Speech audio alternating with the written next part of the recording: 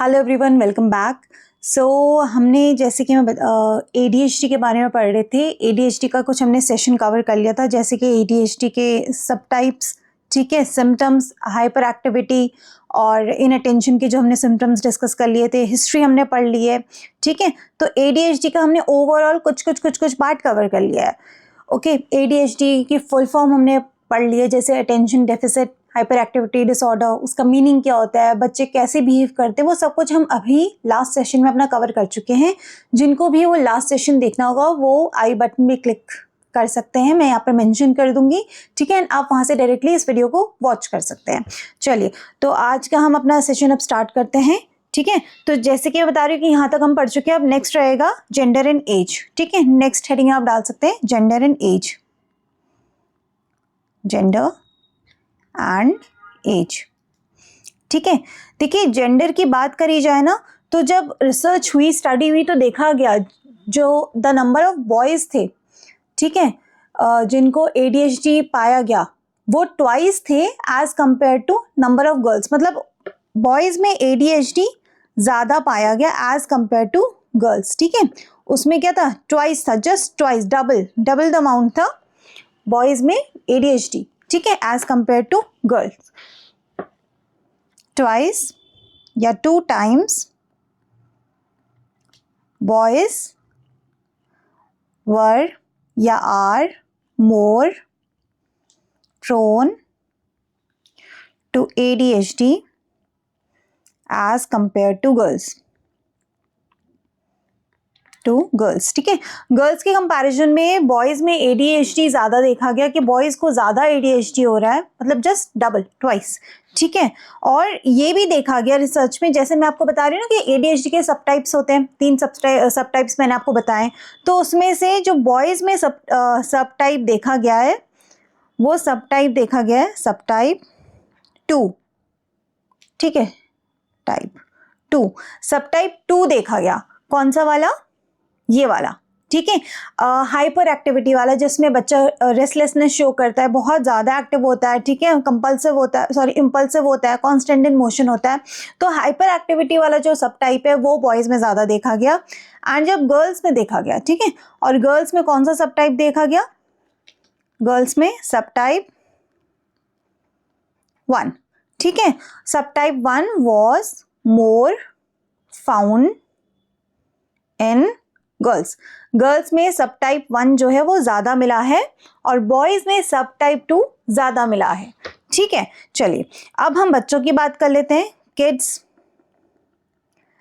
में ADHD वाले बच्चे कितने थे वो भी हम देख लेते हैं। 30 to 50% बच्चे ऐसे थे जिनको क्या था, ADHD था, ठीक है, जो कि बहुत ज्यादा क्वांटिटी है, बहुत ज़्यादा अमाउंट है देखा जाए तो। और यही बात करते हैं अगर हम अडल्ट्स की, कि कितने ऐसे अडल्ट्स हैं जिनमें ADHD देखा गया, वो है 5% ADHD, जो कि एक प्रॉब्लमैटिक इशू है, ठीक है, प्रॉब्लमैटिक इशू, ठीक है। तो ये रही बॉयज़ और गर्ल्स के बारे में, या जेंडर एंड एज के बारे में कुछ डिटेल्स। अब हम स्टडी करते हैं इश्यूज़ के बारे में, कि जैसे एक बच्चे को ADHD है, तो वो क्या क्या इश्यूज़ फेस करता है इन स्कूल, ठीक है, उसको क्या क्या दिक्कतें आती है, क्या क्या वो प्रॉब्लम्स फेस करता है, क्या क्या वो उसको इमोशनल ट्रॉमा होता है, ठीक है, वो सब, या क्या क्या उसको मेंटल ट्रॉमा होता है, ये सब हम डिस्कस करेंगे। Issues faced by the students, ठीक है, स्टूडेंट्स।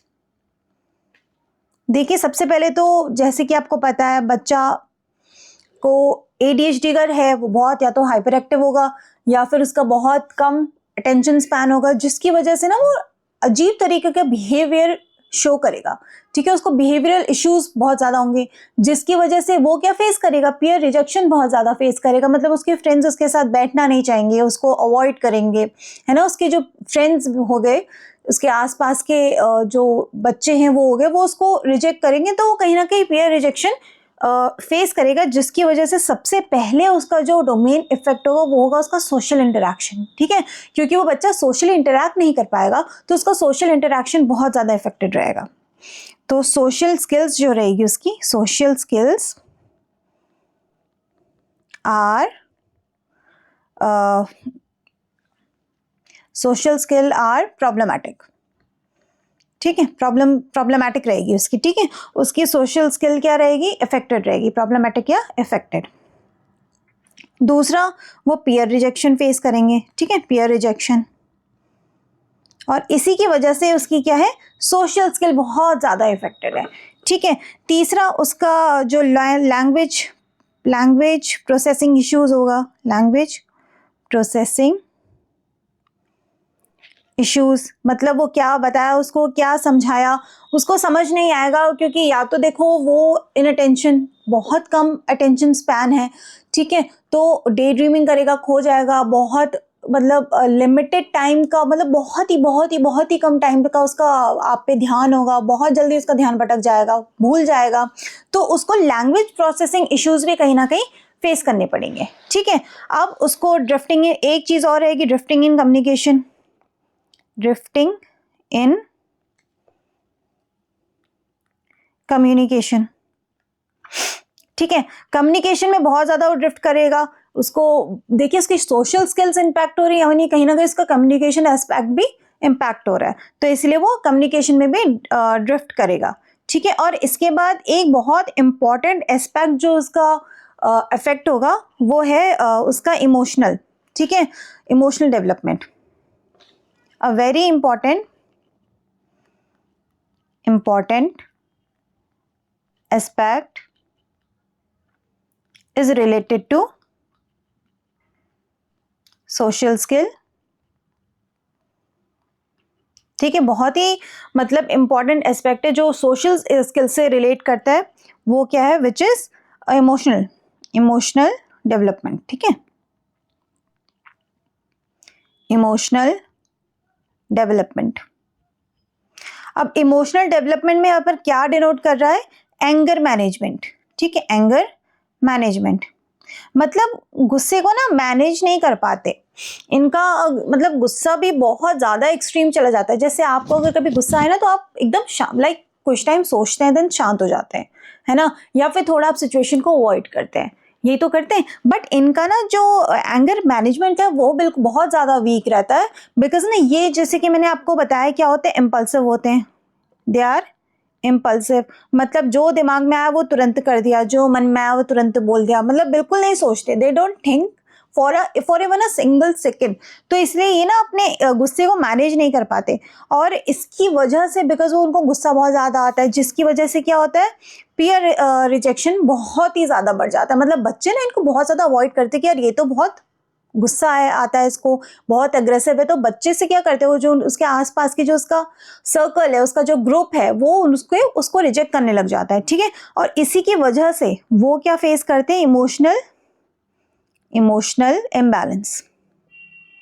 इम्बैलेंस, और इसी की वजह से, इसी इमोशनल इम्बैलेंस की वजह से वो अपना एंगर लूज करते हैं, ठीक है, लूजेस एंगर, ठीक है, तो ये कहीं ना कहीं रीजन रहता है जो उनका गुस्सा जो और ज़्यादा बढ़ जाता है उसका, ठीक है। और जैसे कि मैंने बताया कि रेस्टलेसनेस रहती है ना, बहुत हर एक चीज़ की जल्दी रहती है, तो रेस्टलेसनेस भी बच्चे में रहती है, रेस्टलेसनेस, तो इसीलिए उसकी वजह से ड्यू टू दिस उनकी क्या रहती है, due to restlessness poor handwriting,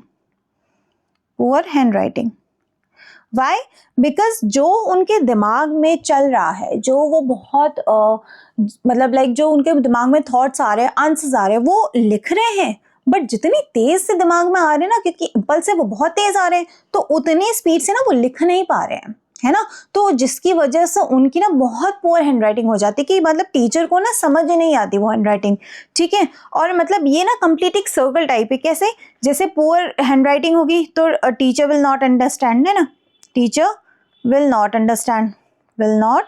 understand कि बच्चे ने लिखा क्या है, फॉर एग्जाम्पल जैसे एग्जाम हुआ है ना, और ADHD वाला अगर बच्चा है, ADHD से सफरिंग वाला बच्चा है, तो अगर उसने फॉर एग्जाम्पल आंसर्स लिखे, क्वेश्चन पेपर सॉल्व किया, ठीक है, लेकिन due to poor handwriting, why, because वो रेस्टलेसनेस है उसके अंदर, बहुत जल्दी जल्दी हर एक चीज़ करता है, तो टीचर को समझ नहीं आएगा उसकी हैंडराइटिंग, क्योंकि उसको जल्दी जल्दी लिखना है, कुछ वर्ड्स स्किप भी कर जाता है वो, है ना, कुछ लेटर्स मिस हो जाते हैं उसे, तो टीचर को समझ नहीं आएगा। टीचर को समझ नहीं आएगा तो मार्क्स विल रिड्यूस, मार्क्स कम हो जाएंगे। ठीक है, मार्क्स रिड्यूस होने से क्या होगा, परफॉर्मेंस उसकी डाउन हो जाएगी, परफॉर्मेंस विल बी डाउन।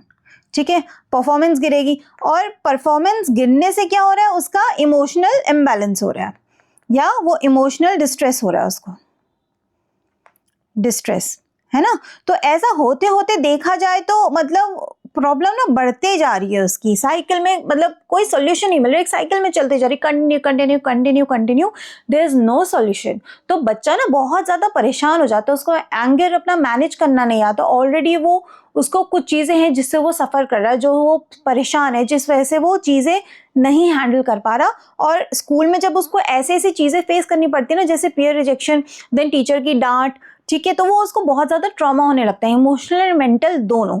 ठीक है, तो वो बच्चे के लिए बिल्कुल भी ठीक नहीं है। तो ये चीज़ें कहीं ना कहीं बच्चा फेस करता है इन स्कूल्स, ये प्रॉब्लम्स उसको रहती हैं। ठीक है, तो ये टॉपिक हमने यहाँ पर अभी डिस्कस किया। अब नेक्स्ट है हमारा इंटेलिजेंस से रिलेटेड, कि इंटेलिजेंस और ADHD के लिए क्या कहा जाता है। ठीक है, इंटेलिजेंस ऑफ ADHD स्टूडेंट्स। देखिए, जैसे कि मैंने आपको बताया कि IQ का ना कोई लेना देना नहीं है लर्निंग डिसेबिलिटी से। वाई? बिकॉज बच्चे को आता है, वो अलग बात है, वो कर नहीं पा रहा ड्यू टू सम रीजंस, जो कि उसके न्यूरोलॉजिकल रीजंस है। बट इट इज़ कि हाँ, बच्चा अगर आप जैसे डिसलेक्सिया है बच्चे को, तो बच्चा रीड नहीं कर पा रहा है ना, बट अगर आप उससे ओरली कुछ भी पूछेंगे तो वो बता देगा।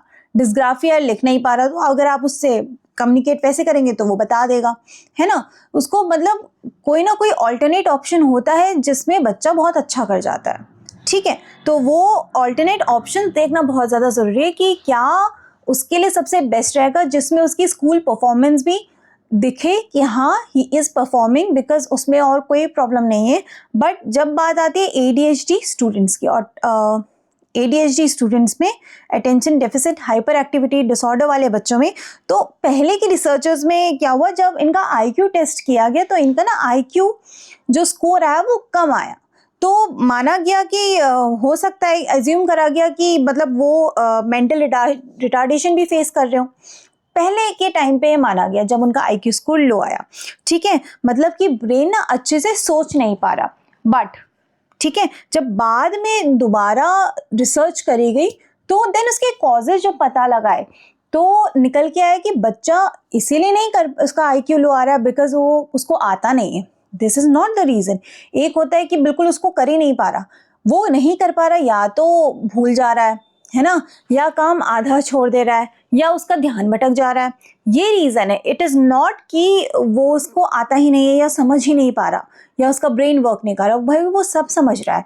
इट इज़ जस्ट कि वो उसका ध्यान डिस्ट्रैक्ट हो जा रहा है, क्योंकि इनका बहुत शॉर्ट अटेंशन स्पैन हो रहा है, जिसकी वजह से इनका IQ सफ़र कर रहा है।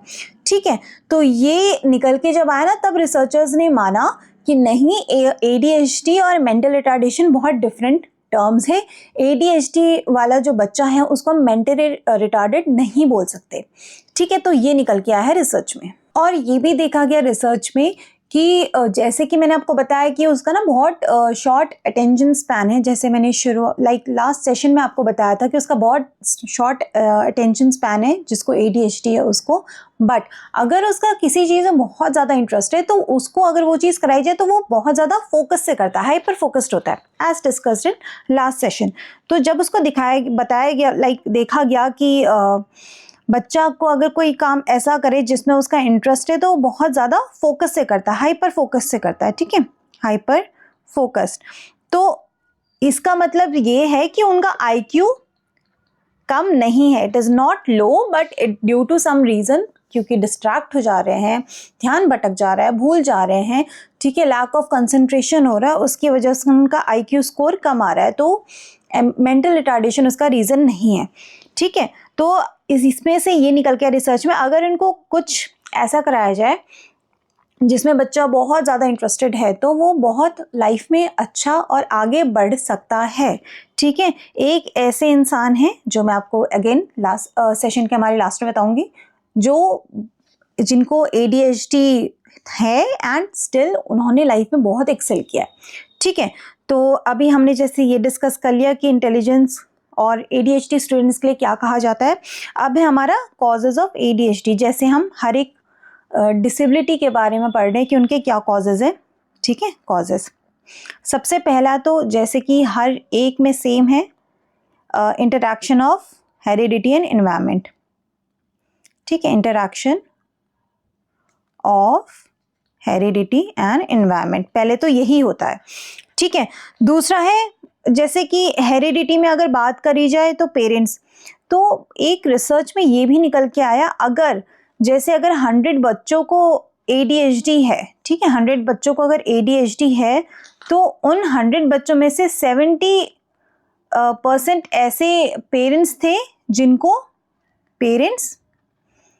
क्या था, ADHD था। ठीक है, ADHD था, ADHD। ठीक है, अगर 100 बच्चों का अगर हम देखें स्कोर लें कि उनको ADHD है, तो उन 100 बच्चों के पेरेंट्स को भी, मतलब उन 100 बच्चों में से 70% ऐसे थे जिनके पेरेंट्स को भी ADHD था। ठीक है, तो हेरिडिटी यहाँ पर बहुत हाई कॉज होता है, हाई कॉज फॉर ADHD। ठीक है, फॉर ADHD। थर्ड, जैसे मैंने आपको बताया कि एनवायरमेंट कैसा, प्रीनेटल वाला जो एनवायरनमेंट रहता है। ठीक है, प्रीनेटल जैसे मदर का फूड इंटेक ठीक नहीं है और ड्रग्स है, अल्कोहल है, एक्सेट्रा एक्सेट्रा, जो भी मैंने आपको लास्ट 3 डिसेबिलिटीज़ में ही बताए हैं कि उसका फूड इंटेक नहीं है, ड्रग्स यूज़ कर रही है, अल्कोहल यूज़ कर रही है, स्ट्रेस उसको है, कुछ मेडिकेशंस ऐसे यूज़ कर रही है जिसकी वजह से जो बच्चा है उस पर इम्पैक्ट हो रहा है, तो वो भी कहीं ना कहीं रीजंस रहते हैं। ठीक है, और मतलब इसका एग्जैक्ट कॉज इज अननोन, कि ADHD कैसे होता है, अननोन। ठीक है, अब एक चीज़ और है, जैसे डिसलेक्सिया में भी मैंने आपको बताया fMRI। ठीक है, fMRI का जब स्कैन करा गया, ठीक है, स्कैन करा गया तो देखो बच्चों के ब्रेन में स्ट्रक्चर में एंड फंक्शन में डिफरेंस तो देखा ही गया, बट एक चीज़ और देखी गई, ब्रेन के 2 पार्ट्स, ठीक है, 2 पार्ट्स, कौन से, स्ट्रेटियम एंड प्रीफ्रंटल कॉर्टेक्स। ठीक है, इन 2 पार्ट में ज़्यादा इम्पैक्ट देखा गया। ठीक है, जिन बच्चों को ADHD है उनके ब्रेन में। ठीक है, मतलब और बच्चों के कंपैरिजन में अगर देखा गया तो इन 2 पार्ट्स में उनके ज़्यादा इम्पैक्ट था। ठीक है, तो ये fMRI में निकल गया है, fMRI। ठीक है, तो ये हमने थोड़ा बहुत डिस्कस कर लिया है कॉजेज। अब नेक्स्ट आते हैं हम डायग्नोसिस। ठीक है, फटाफट हम पिन पॉइंट्स कवर कर रहे हैं। अगर आपको कुछ भी डाउट रहेगा सेशन को लेकर के तो आप मुझे कमेंट में पूछ सकते हैं, मैं आपको रिप्लाई ज़रूर करूँगी और आपके जो भी डाउट्स या क्वेश्चंस होंगे उनको रिजॉल्व करने की पूरी कोशिश करूँगी। ठीक है, डायग्नोसिस, किसकी क्या डायग्नोसिस रहती हैं या फिर इसको कैसे आप आइडेंटिफाई कर सकते हैं। ठीक है, आइडेंटिफिकेशन कैसे कर सकते हैं। देखिए, सबसे पहला तो जैसे कि हर एक डिसेबिलिटी में चलता आ रहा है, रेगुलर ऑब्जर्वेशन। अगर आप रेगुलर ऑब्जर्व करेंगे तो आपको दिख जाएगा, ऑब्जर्व हो जाएगा, पता चल जाएगा कि अगर बच्चा कुछ बिहेवियरल इश्यूज शो कर रहा है, जो भी सिम्टम्स हैं उनमें से, कि तो वो कुछ ना कुछ उसको प्रॉब्लम है। ठीक है, जो कि बहुत ईजी होगा टू आइडेंटिफाई। ठीक है, दूसरा है फीडबैक। ठीक है, अब फीडबैक आप किससे लेंगे, एक तो लेंगे पेरेंट्स से और दूसरा लेंगे पीयर्स से, कि भाई बच्चा घर में कैसे बिहेव कर रहा है, अपने पीयर्स के अराउंड कैसे बिहेव कर रहा है, उसको क्या इश्यूज हो रहे हैं। ठीक है, तो उस अकॉर्डिंग आप अपनी एक रिपोर्ट तैयार कर सकते हैं। ठीक है, ये दूसरा था। थर्ड है कि आप एटलीस्ट 6 मंथ्स तक, नॉट कम बट एटलीस्ट 6 मंथ्स, कम से कम 6 महीने तक बच्चे के सिम्टम्स को देखेंगे, सिम्टम्स। ठीक है, सिम्टम्स, अगर बच्चे के सेम सिम्टम्स दिखते हैं, मतलब ये नहीं कि बच्चा एक या दो बार रिपीट कर रहा है, बच्चा बार बार अगर सेम चीज़ें रिपीट कर रहा है, सेम बिहेवियर रिपीट कर रहा है, तो कहीं ना कहीं उसको ADHD है, ठीक है। और ये कब तक आप देखेंगे, एटलीस्ट 6 मंथ से ज़्यादा भी देख सकते हैं, लेकिन कम से कम 6 महीने का टाइम पीरियड होना चाहिए, ठीक है। और फोर्थ है, जो टूल्स आप यूज़ कर सकते हैं, टूल्स, अब कुछ टूल्स भी होते हैं ना जो ऑब्जर्वेशन के लिए आप यूज़ कर सकते हैं, ठीक है। वो है most common tool rating scale, ठीक है। रेटिंग स्केल यहाँ पर बेस्ट माना जाता है बच्चों को ऑब्जर्व करने के लिए जिनको क्या है, ADHD है, ADHD, ठीक है। एक ना बहुत स्पेशल स्केल है जो पर्टिकुलरली ADHD के लिए बहुत ज़्यादा कारगर या बहुत ज़्यादा इफेक्टिव साबित हुआ है, प्रूव हुआ है, ठीक है। उसका मैं नेम आपको बता देती हूँ, स्पेशल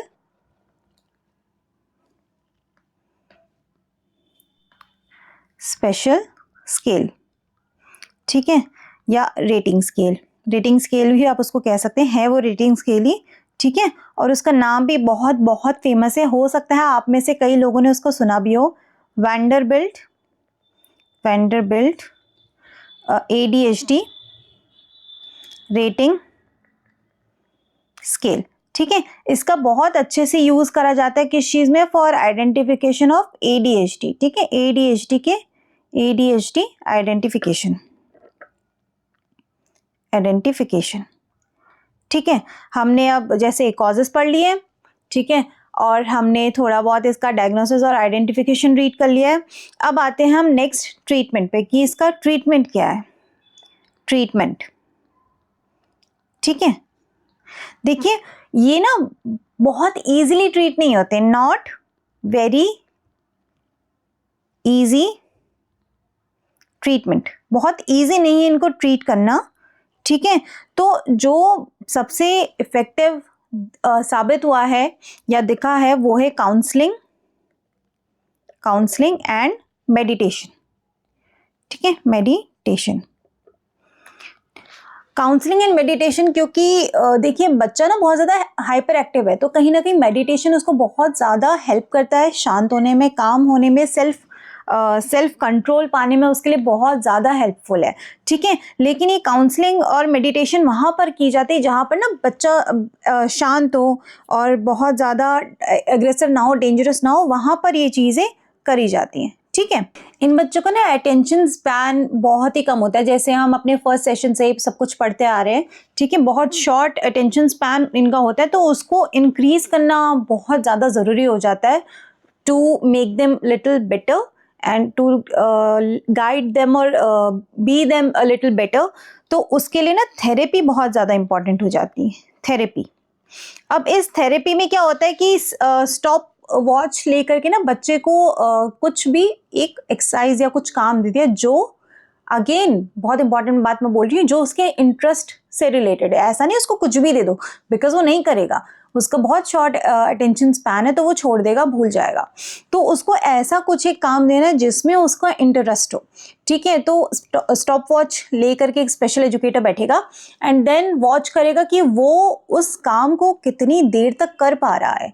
फॉर एग्जाम्पल 30 सेकेंड हमने ले लिया कि हमने कुछ एक उसके इंटरेस्ट का उसको काम दे दिया, एक्टिविटी दे दी, एंड वो 30 सेकेंड तक उसको कर पा रहे हैं, देन उसके बाद छोड़ दे रहा है, शॉर्ट अटेंशन स्पैन, ठीक है। तो अब यहाँ पर उसका काम क्या होगा, उस 30 सेकेंड से उसको 1 मिनट तक कैसे ले जाना है, तो वो उसको 1 मिनट तक लाने की कोशिश करेगा, ठीक है। और वो एकदम नहीं होगा, उसको बहुत टाइम लगेगा, मतलब 1 महीना भी लग सकता है उसको ये करने में, है ना, उसको 30 सेकंड से 1 मिनट के टाइम स्पेंड पे लाने में, ठीक है। फिर वो 1 मिनट से 1.5 मिनट तक देगा, फिर 1.5 से 2 तक करेगा। मतलब ऐसे ना कई बार होता है कि बच्चे को ना 6 महीने, साल भर भी लग जाता है कि वो 5 मिनट का अटेंशन स्पैन गेन करने में, है ना। तो ये जो थेरेपी है ये बहुत टाइम टेकिंग है, इसलिए बहुत जगह ये नहीं भी करी जाती, जबकि ये जो तरीका है वो सबसे ज़्यादा बेस्ट है बच्चे को एक जगह बैठाने का, उसको थेरेपी देने का, मतलब बहुत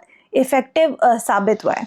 लेकिन एक चीज़ और है कि अमेरिका में, not in India, in America medication भी यूज़ होता है, फॉर ADHD, मेडिकेशन। अब ये मेडिकेशन से ट्रीट नहीं होता ADHD, बहुत क्लियर मैं आपको कर दे रही हूँ।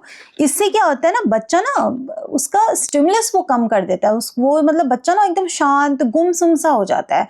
But it is not preferable. Why? Because इसके बहुत ज़्यादा साइड इफ़ेक्ट्स होते हैं।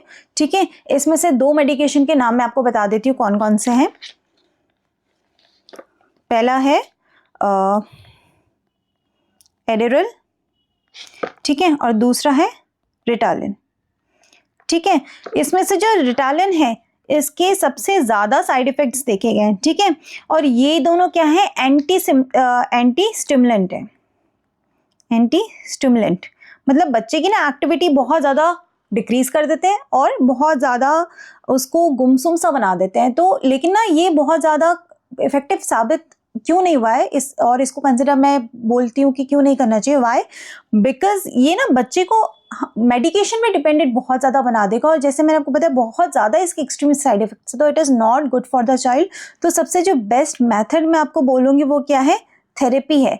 हाँ, it is time taking, it is long, but ये एटलीस्ट मेडिकेशन से बहुत बहुत बहुत बहुत ज़्यादा बेटर है। ठीक है, ओके। तो इसके बाद हम आते हैं कि हमें ये क्यों पढ़ना चाहिए, वाई, कि ADHD के बारे में हमें क्यों पढ़ रहे हैं, हम क्यों जान रहे हैं। सबसे पहले तो हमें अवेयरनेस मिल रही है। ठीक है, अगेन कि आपको अवेयरनेस मिलेगी, आप बेटर टीचर बनेंगे, आप बेटर स्पेशल एजुकेटर बनेंगे, आप बच्चों की नीड को, बच्चों के विशेस को, बच्चों के इंटरेस्ट को ध्यान में रख के उनको पढ़ाएंगे। आपको अगर पता होगा तो एटलीस्ट आप बच्चे को और ज़्यादा केटर कर पाएंगे, उनकी नीड को केटर कर पाएंगे और उनको और ज़्यादा इफ़ेक्टिव स्ट्रैटेजीज एंड मेथड से पढ़ा पाएंगे। अगर हमको पता होगा कि ADHD में क्या रहता है, बच्चा क्या इश्यूज फेस करता है, तो आप उसके अकॉर्डिंग सब कुछ एक टीचिंग एक्टिविटी प्लान कर पाएंगे। ठीक है, और अब मैंने जैसे आपको प्रॉमिस किया कि मैं आपको सेशन की लास्ट में बताऊंगी कि कौन ऐसे पर्सन है जिनको ADHD है and still he had gained a lot amount of success. ठीक है, उनका नेम मैं आपको बता देती हूँ। उनका नेम है माइकल फिलिप्स। ठीक है, माइकल फिलिप्स है जिन्होंने ही वन ओलंपिक, उन्होंने ओलंपिक में गोल्ड जीता है, और ये गोल्ड किस में जीता है, स्विमिंग में। ठीक है, स्विमिंग में। और इस स्विमिंग में क्या हुआ था, 8 स्विमिंग इवेंट्स हुए थे, और उन 8 स्विमिंग इवेंट्स में 8 के 8 में उन्होंने क्या जीता है, गोल्ड मेडल जीता है। ठीक है, और इनको भी क्या है, ADHD। सो देखिए, इट इज़ नॉट कि गिफ्टेड बच्चा डिसेबल्ड नहीं हो सकता है, डिसेबल्ड बच्चा गिफ्टेड नहीं हो सकता। बोथ चीज़ें पॉसिबल हैं, जैसे मैं शुरुआत से हर एक सेशन में कहती आ रही हूँ। एंड अगर इनको प्रॉपरली केटर किया जाए तो ये बहुत ही अच्छा कर सकते हैं, बहुत बहुत बहुत अच्छा, मतलब अपने लाइफ में ना बहुत ही सक्सीड कर सकते हैं। ठीक है, तो चलिए आज मैं ये ADHD का जो भी हमारे सेशंस रहे हैं ये यहीं पर फिनिश हो रहा है। ठीक है, नेक्स्ट वीडियो में हम अनदर डिसेबिलिटी के बारे में पढ़ेंगे। ठीक है, थैंक यू सो मच, मिलते हैं नेक्स्ट वीडियो में।